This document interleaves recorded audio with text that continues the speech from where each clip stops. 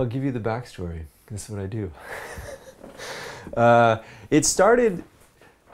I've been writing and making movies, dramatic shorts. I did plays in high school, and it's never ever been Aboriginal. It's always just been like whatever guy likes girl, and I didn't care who played the guy or who played the girl. I was very open to it that way, but I never overtly put anything down as the Aboriginal character, and they discuss things from an Aboriginal perspective.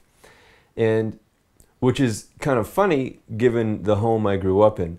My dad, Tony Belcourt, he's a prominent Aboriginal leader and has been for 34 years, my entire life. And so I grew up in a home that was overtly Aboriginally political. There was absolutely no question of a doubt of who my dad was, where he was from, what his identity was, and how he should express that in his life. There was absolutely none. My dad is a Métis man from Laxton, Alberta, period.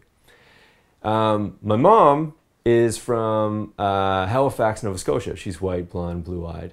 And from that, sort of, we grew up in Ottawa because my dad was a political leader. So we were sort of in this political sphere of Aboriginalness, not necessarily in the community sphere. We would travel around with my dad to functions where he would be making presentations, but it wasn't, and there is a community of Aboriginal people in Ottawa. We had like the Glad Jews were a big friend of my dad's and their kids, and we grew up together, and that was awesome. And there's lots of those kind of stories, but it wasn't like I grew up on a reserve or in a Métis settlement in Alberta or in a community in Northern Ontario that is a Métis community.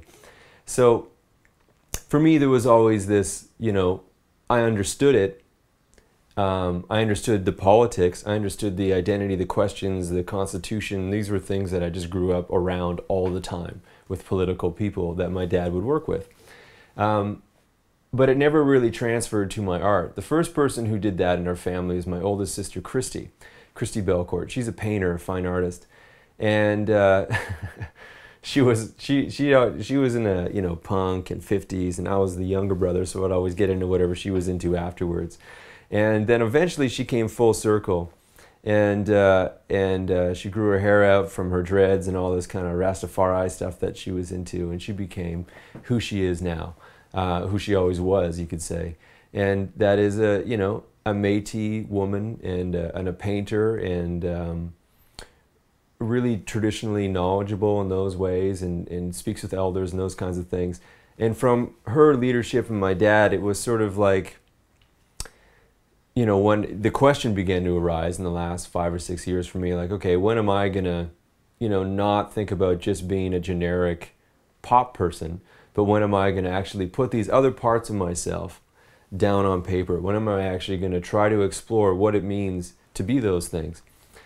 And I would say there are two things that sort of put that together for me. One was I went to the Moose Factory Film Festival in February this last year. So I make the New Year's resolution in January that I'm going to make a feature film. In February, I'm at the Moose Factory Film Festival showing 2 short films that I co-wrote and directed with Dwayne Murray. And so I was there up in this Aboriginal community, and the Imaginative Film Festival was kind of a conduit for getting me that far, among many other things.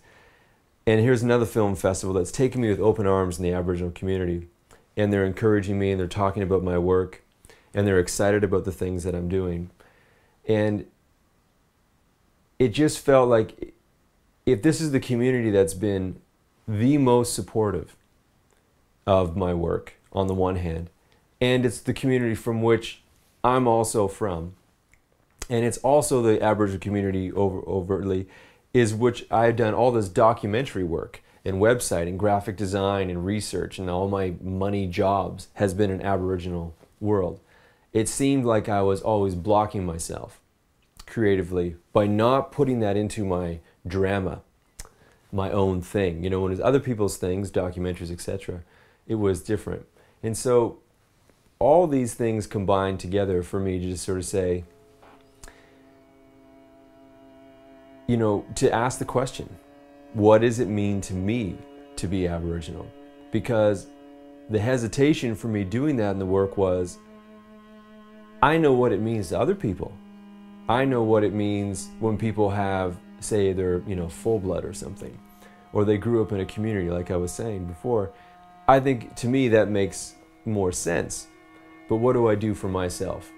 How do I express my Aboriginal identity? One that is mixed, one that, like I said, has grown around politics more than, in discussion, as opposed to language and living on the land.